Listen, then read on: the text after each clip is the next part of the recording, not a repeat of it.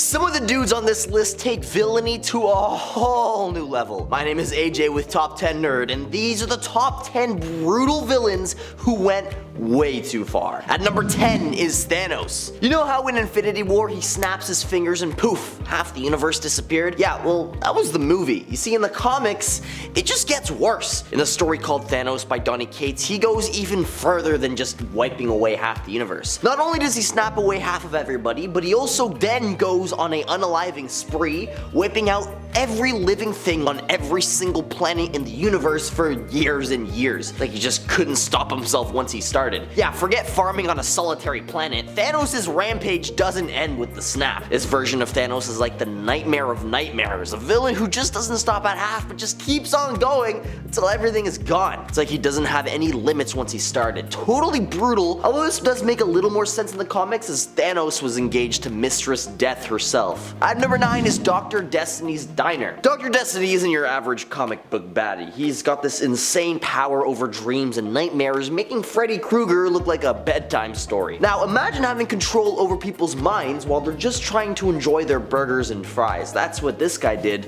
when he turned a regular diner into an absolute nightmare zone. Now, what's scary is that in this story there's no heroic intervention here. It's like everyone's left to fend for themselves against this lunatic. And get this, there's not even a big motive behind his actions either. Dr. Destiny's not out for revenge or some evil plan. No, he's just causing chaos for kicks. Like he's playing a weird twisted video game and the poor diner folks are the Sims. And that's what makes this story so bone-chilling. It's a reminder that some villains aren't after anything except causing pure, unadulterated terror. If you're enjoying the video so far, please support the channel by pressing like, subscribe to Top 10 Nerd, and ringing that notification bell. It helps us out, it's free, just do it. At number 8, Mysterio makes Logan and the X-Men. In Mark Millar's Old Man Logan comics, Wolverine, our tough and beloved hero, ends up doing something unbelievably tragic. You see, the world's in ruins, heroes are gone, and who's to blame? None other than Wolverine himself. He spilled the beans to Hawkeye, confessing that he wiped out his buddies, the X-Men, all because he fell for Mysterio's cruel tricks. See, Mysterio played mind games with him, making Wolverine believe that his pals were actually bad guys. Could you imagine the guy you trust the most fooled into thinking that he had to take down his friends? This heartbreaking illusion shattered Wolverine and caused a huge loss for our heroes. But this time it led to a catastrophe, leaving Logan in a world of hurt, causing huge disaster in the superhero world. At number 7, Reverse Flash ruins Barry's whole lineage. The Reverse Flash is like the ultimate party pooper on a cosmic scale. He's all about ruining Barry Allen's life, and man does he go overboard with it. With this crazy ability to mess around with time, he uses it to tear apart Barry's world in every possible way. Like for example with Barry's mom Nora, when Reverse Flash goes back in time and basically sets up this horrible scene where he unalives her, and the kicker is that he paints the blame on Barry's dad. Pretty messed up. His dad gets the blame and Barry grows up thinking his father was the one who did it, just kind of ruining his childhood and leaving him with a huge burden of guilt and loss. But he doesn't stop at offing his mom and incarcerating his dad. No, that wasn't enough. See, in one comic, this dude ropes Barry's own kids in, Dawn and Dawn, into his evil plan. I mean, seriously, he radicalizes them and then sends them back in time to wreck everything in Barry's life. And they go all out, targeting Barry's childhood home and just destroying everything. Almost as if the Reverse Flash wants to make sure that Barry never has a moment of happiness, like, ever.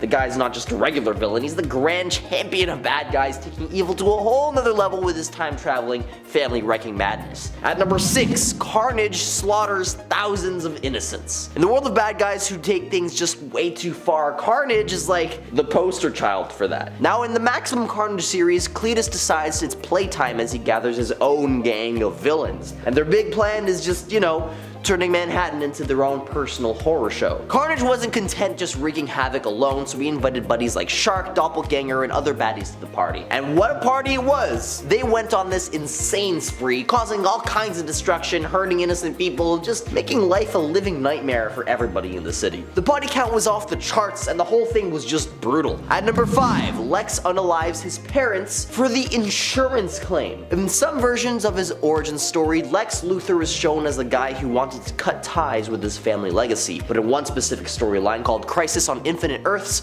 it's revealed that Lex did something truly horrific. He straight up ended his parents, for the cash. And you know what he did with that money? He used it to kickstart his own company, LexCorp. Now the worst part is that he didn't just suddenly think of doing it. No. He had been planning this terrible act since he was a little kid. Imagine this guy plotting his own parents' demise before he could even properly speak. So Lex Luthor isn't just your typical rich guy gone bad. He's more like the poster child for evil scheming, taking things too far. At number 4, Hush injects fear toxin directly into Alfred's brain. When an intruder breaks into Wayne Manor, Alfred's not having any of it. The lines that Alfred delivers here are totally badass, talking about how while Master Wayne may be against firearms, Alfred's afraid he isn't home right now. The butler goes full sicko mode, describing exactly how he's gonna take the intruder out. Quote, "The first bullet will sever your C7 vertebrae and your spinal cord, paralyzing you instantly, and you'll live, but not well. It's a precision shot certainly, but you're facing a man who turned down sniper positions in 6 separate branches in Her Royal Highness's military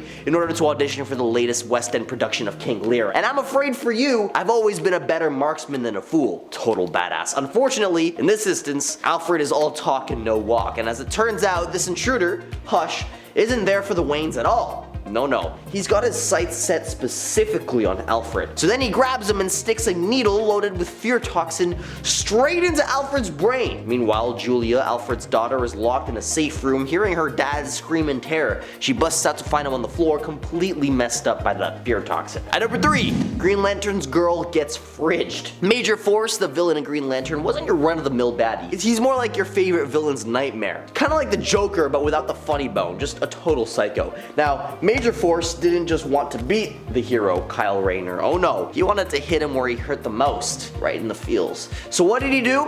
He didn't just send a threatening letter to challenge him or to a fair fight. No. He actually kidnapped Kyle's girlfriend. It's cruel enough, but it gets worse. Once he ended her life, he stuffed her into Matt's fridge like she was yesterday's leftovers. Like, this guy didn't have any boundaries. He reveled in being brutal, like downright savage. It was a moment that made everybody go, too far, dude, and from then on, when a villain crosses the line, they call it fridging. And that's how intense and memorable this Major Force brutality was. At number 2, Purple Man torments Jessica Jones. Purple Man had a scary power as he could make anybody do anything he wanted. In a comic book called Alias, he did something awful to Jessica Jones. He kidnapped her using his power and kept her trapped in a hotel room for months. During this dark story, Jones suffered a lot. Purple Man tortured her until Scarlet Witch eventually helped break his spell after a big fight involving Daredevil. And it's no shocker that after this entire ordeal, Jessica Jones was so traumatized that she decided to quit being a superhero altogether. The acts that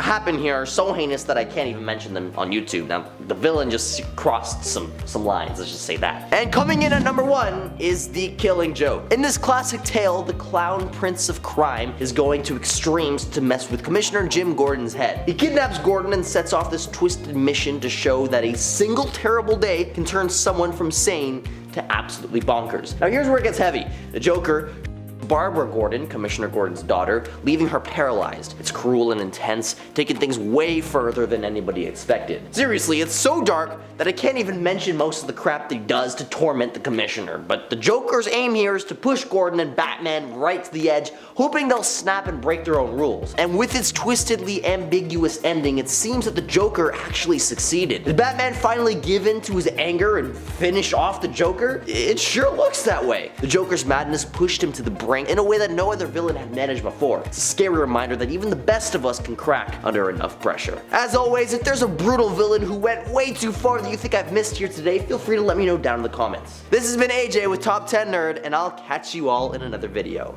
Later.